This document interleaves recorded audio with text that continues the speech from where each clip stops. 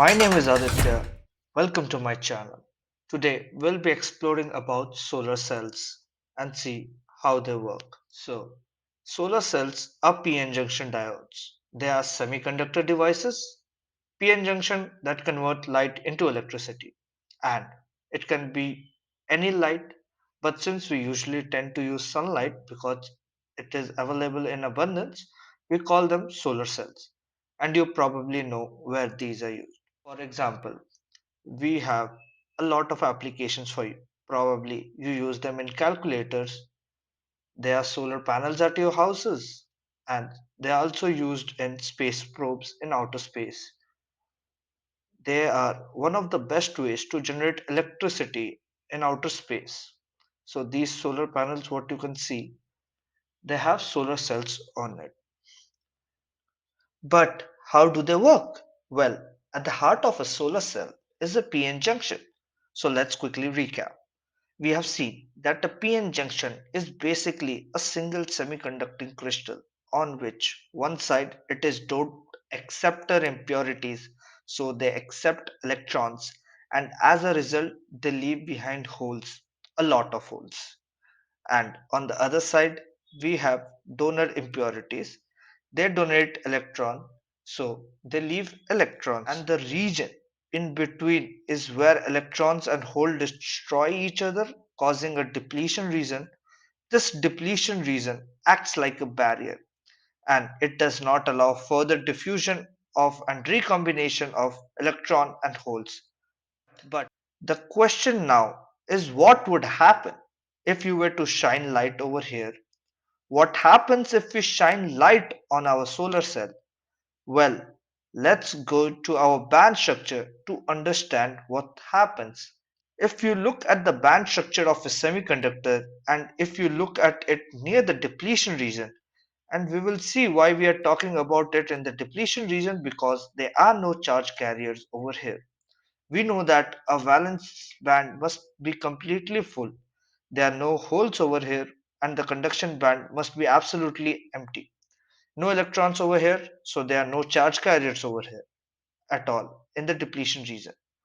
But when the light falls over here, and if the light photons has sufficient energy, okay, if it has energy more than the band gap, then some of these electrons can absorb that energy and use that to jump into the conduction band.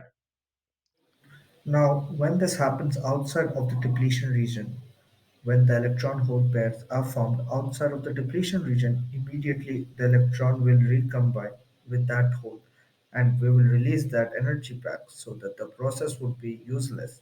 We do not get any electric generation because of that. However, when that happens inside the depletion region, that when things get interesting. So imagine an electron hole pair is formed inside the depletion region. Let's say this is an electron and this is the hole that is formed due to sunlight, due to the photon. Okay. Now, before they have a chance to recombine, look at this electron. This electron gets attracted by this positive charge and therefore it gets accelerated in this direction. This hole similarly is attracted by this negative charge, or you can say it's repelled by this positive charge and gets accelerated this way.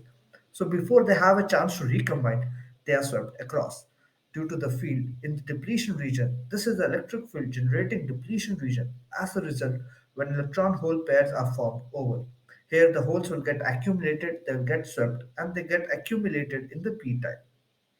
And when the holes get accumulated over, here are a lot of positives get accumulated over here, so the p type tends to become positively charged. And if you want to really think in terms of electron, you might say, hey, holes are not even real things, right?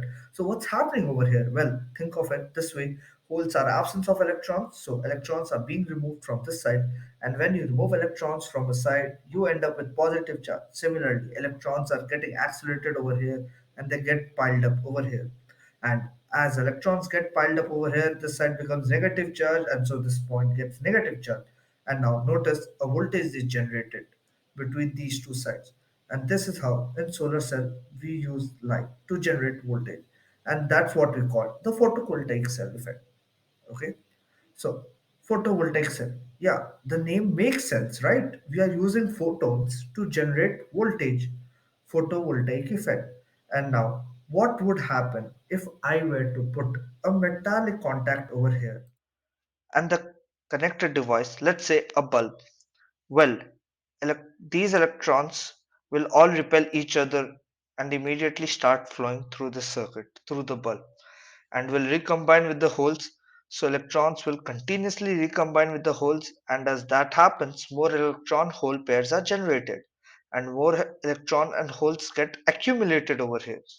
So notice there will be a constant current supplied by this bulb and will glow. And notice this current does not have a battery. The BN junction itself acts like a battery. Wow, that's really cool. So now we will summarize a solar cell quickly.